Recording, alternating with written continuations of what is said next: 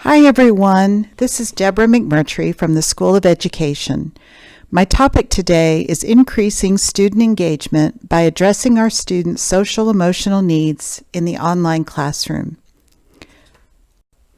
The term social-emotional learning refers to the process by which we acquire and apply the knowledge, skills, and dispositions needed to be successful in school and in life.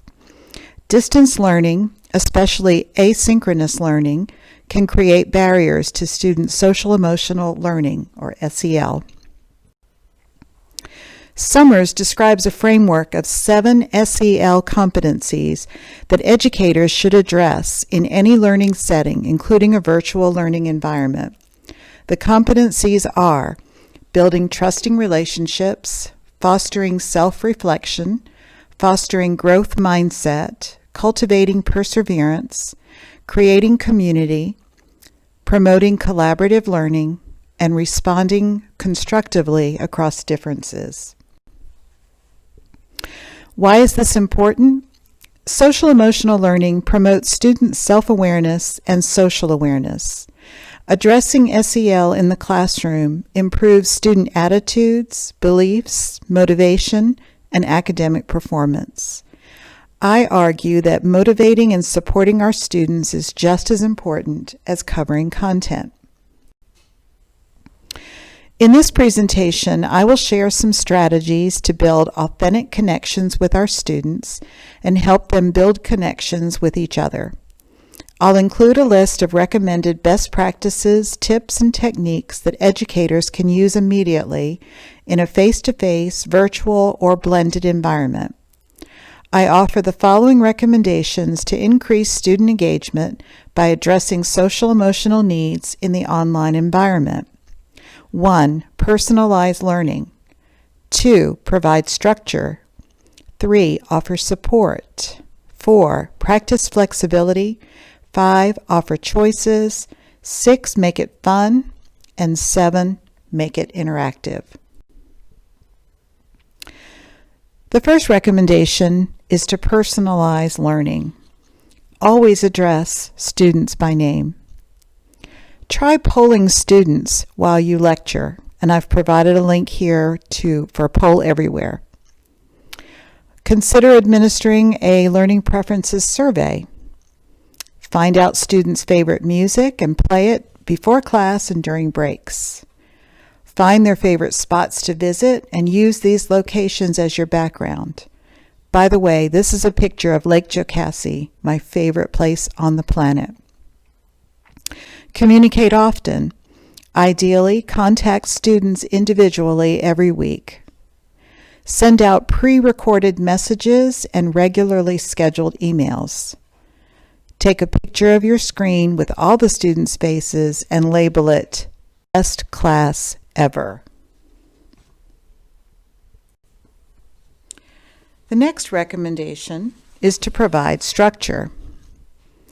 You can create structure and consistency through a course schedule, regularly scheduled communication, and clear, concise instructions. I recommend front-loading your content and organizing your content in modules. Some students need to see the big picture as opposed to releasing your assignments daily or weekly. Encourage students to look ahead, test all links, and let you know if something isn't working properly. Schedule time for students to plan assignments before they are due. And finally, build in some 30-second pauses for reflection. Recommendation number 3 is to offer support. We can promote self-management skills by breaking work down into smaller pieces.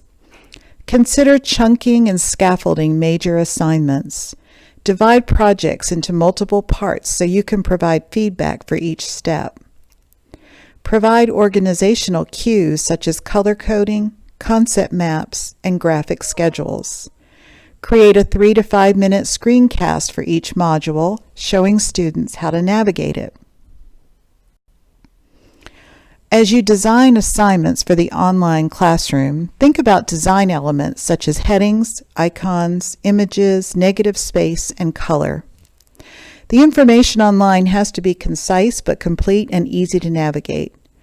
I recommend scaffolding and chunking major assignments. For example, I divided my adolescent advocacy project into 5 parts so I can provide feedback for each step. For this project, the students begin by selecting a topic and writing a brief rationale. Next, they locate 6 scholarly peer-reviewed journal articles related to their topic and create a reference list in APA 7th edition format. Step 3 is to further develop their reference list by creating an annotated bibliography with a summary and at least 1 quote or in-text citation per article. Next, they create a PowerPoint presentation to synthesize their research and follow a specific outline. Finally, they write their 6 to 8 page research paper. The 4th recommendation is to practice flexibility. Reduce workloads for yourself and for your students. Let's work smarter and not harder. Record your lectures and short study guides. Make them available so students can view them when and as often as they need. Focus on the goal and be flexible on different ways to get there. Change hard and fast due dates to buffer zone submission windows. Recommendation number 5 is to offer choices. So consider offering a menu of assignment options. Involve students in planning assignments. Provide choices for both student input and student output to accommodate individual learning styles, preferences, and needs. And just in case you're wondering, this is a picture of my camper and 2 of my kayaks. Recommendation number 6 is to make it fun. Use humor. Wear a funny hat or use silly props to introduce key points in an online lesson. Have students choose an on-screen nickname and add emoticons. Have students use the thumbs up feature or hand clap. Set a goal. Can every student in the group answer this set of questions? Then celebrate or offer a reward when the goal is met. Vary your use of educational technology tools such as Flipgrid, Padlet, ShowMe, VoiceThread, and Poll Everywhere. Consider using a game format such as Jeopardy to review content.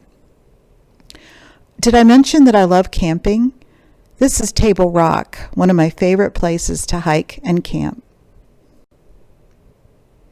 Recommendation number 7 is to make it interactive. You can use breakout rooms for peer-to-peer getting to know you activities, for cooperative learning activities, and for mini discussions. You can then pop into each room to check in. Another strategy is to have students choose cooperative learning roles. You can have students call on each other, but to reduce stress, allow students to phone a friend for help. And finally, use the chat function often as a review or a ticket out the door. To summarize, the unique environment of online learning does not diminish the importance of social-emotional learning. In fact, it increases it. Our virtual lessons can and must meet our students' social and emotional needs. Even in the online environment, we can still connect with our students, show that we care, foster respectful interactions, and deliver unique and relevant instruction. We can create shared learning experiences, build community, and deliver content effectively. Utilizing SEL strategies can transform passive online learners into active participants, resulting in a culture of student engagement. Thanks for watching. Please feel free to contact me if you have questions or if I can help you in any way.